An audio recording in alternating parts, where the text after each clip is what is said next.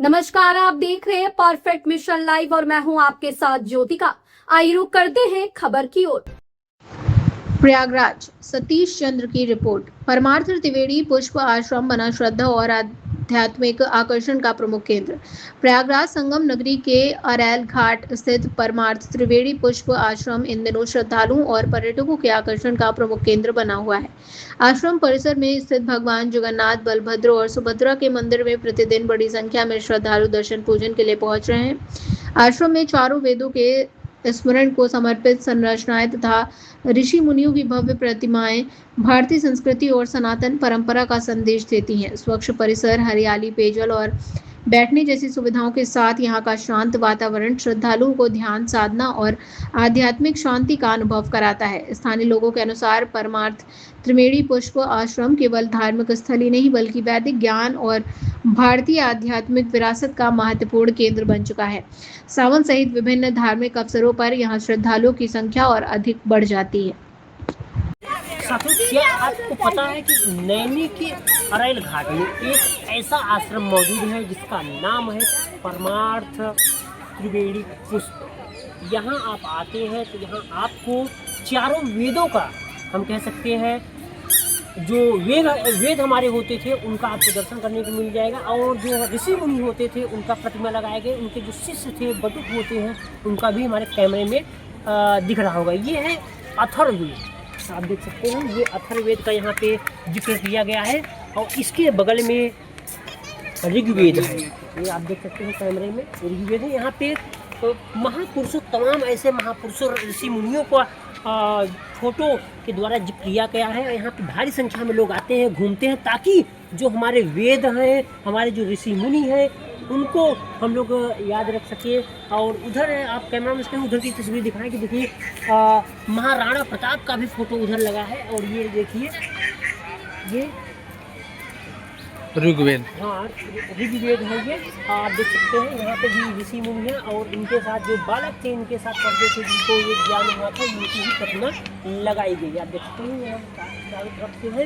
और उसके बाद हम आएंगे, ये आपका है, देख सकते हैं जगह आपको मिल जाएगा। और ये आपका है सामने,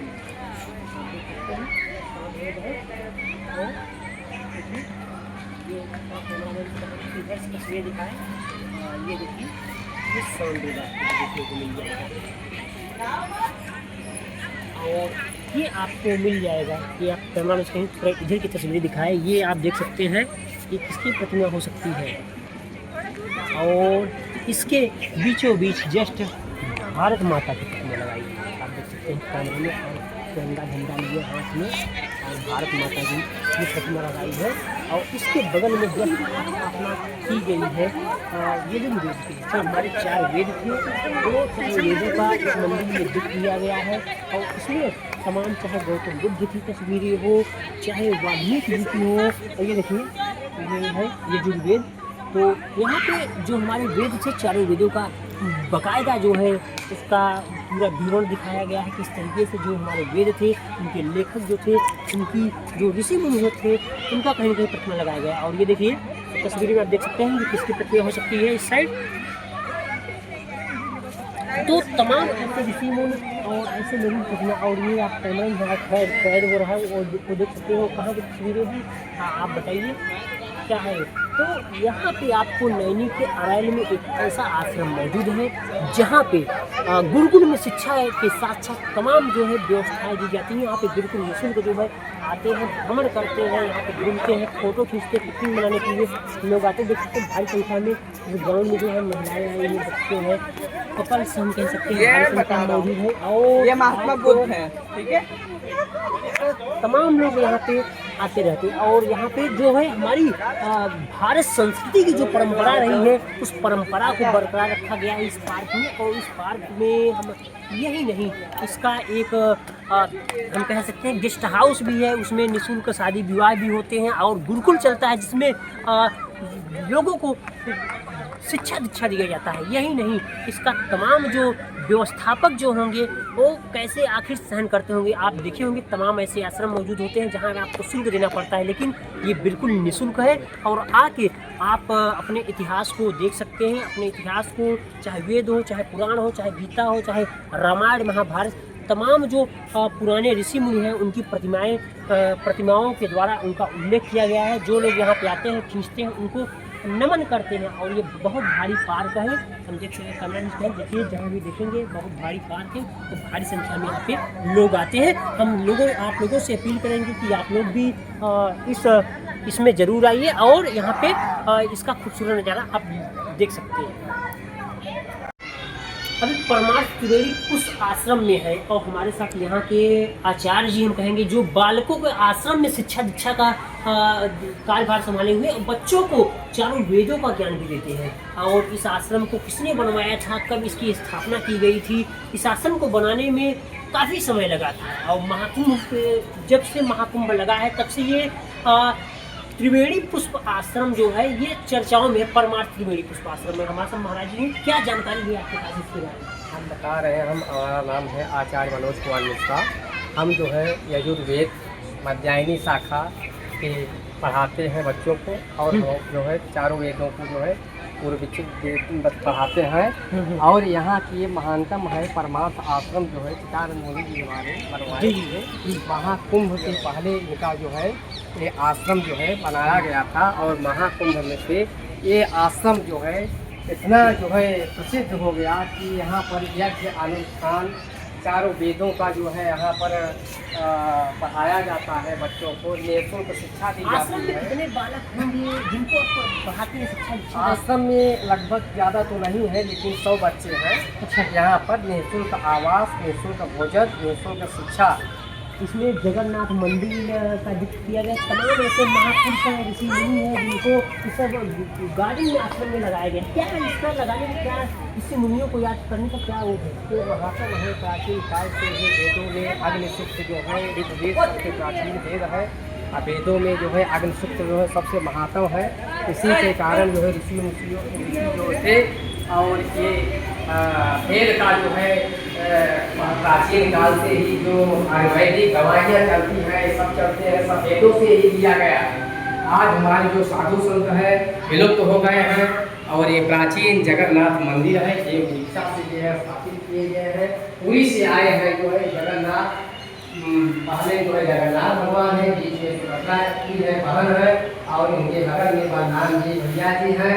ऊपर में नवग्रह विराजमान है और जय विजय है, और वाहन जो है भगवान। हमने देखा पूरे आश्रम परिसर में जो है तमाम ऐसे ऋषि मुनि जिन्होंने सृष्टि चलाने में उनका योगदान रहा हो, जिनके शिष्य रहे हो, चाहे वो भगवान श्री राम रहे, उनके गुरु और तमाम ऐसे ऋषि मुनियों का जिक्र है। तो क्या वास्तव में जो मंदिर का निर्माण करवाया जा रहा था, तो कहीं से आप लोग कोई बताया होगा कि ऐसा यहाँ पे चलेगा मंदिर की, यहाँ पे नहीं है वास्तव में? हाँ, की कमी है। भारतवाज आश्रम था और दारा के दिन भी था। हमारी एक महर्षि बाबा आश्रम था, लेकिन यहाँ अरैल में जो है बीच मध्य में कोई बच्चा बाबा के आश्रम के बगल में परमार्थ आश्रम नहीं था। पहले त्रिवेणी नाम से जाना जाता था। आज हमारे ऋषिकेश के चिदानंद मुनि जी महाराज जी हमारे प्राण हैं, हमारे प्रयागराज के जीवन है, जो कि हमारे आज बालकों के बीच में गुरु जी जो है भगवान के रूप में उपस्थित हुए, और वेद विद्या एक अनुष्ठान का जो है स्थापना किया। और ये हमारे भारतवर्ष में गंगा यमुना सरस्वती नदी तीर्थ प्रयास करा है। वहाँ पर जो है परमार्थ आश्रम हमारे महाराज जी, यहाँ पर आयुर्वेदिक वेदाचार एक जो है मेडिकल भी यहाँ स्थापित हो गया है। तो मेडिकल वगैरह में दवाइयाँ निःशुल्क वितरित होती होंगी? होती है, अभी महाराज जी के सानिध्य लगे हुए हैं, जब हो जाएगी।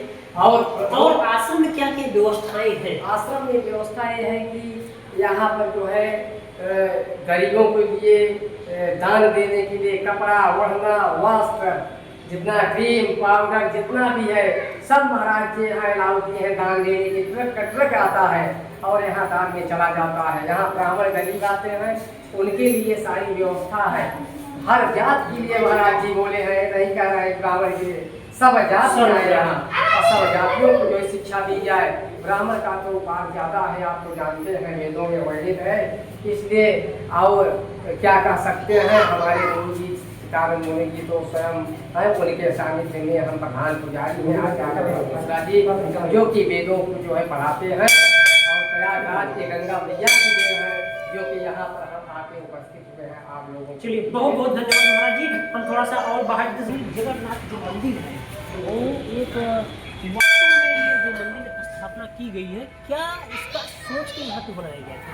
हम आपको बताएं कि जब यहाँ पे अभी कुंभ लगा था पिछले वर्ष, उसको देखते हुए यहाँ पे भारी संख्या में लोग आते थे और ये बनाया गया था। अभी हमारे साथ महाराज जी थे, तमाम यहाँ की जो जानकारी थी आश्रम की उसको उन्होंने बताया। तो ऐसे ही तमाम आश्रम या छोटी बड़ी खबरों के लिए जुड़े रहिए हमारे साथ। इस खबर में बस इतना ही। बने रहिए परफेक्ट मिशन लाइव के साथ।